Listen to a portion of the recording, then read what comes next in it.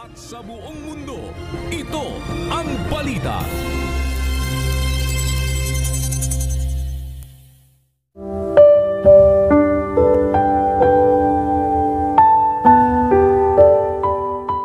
Ngunit ang kinauuwian ng bilin ay ang pag-ibig na nagbubuhat sa malinis na puso at sa mabuting budhi at sa pananampalatayang hindi pa ibabaw. Unang Timoteo 1:5.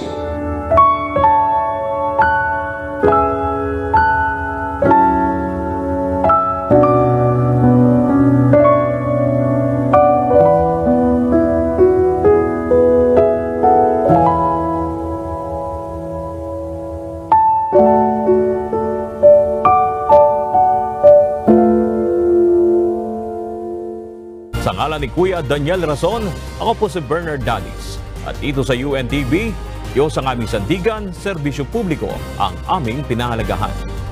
Magandang tanghali.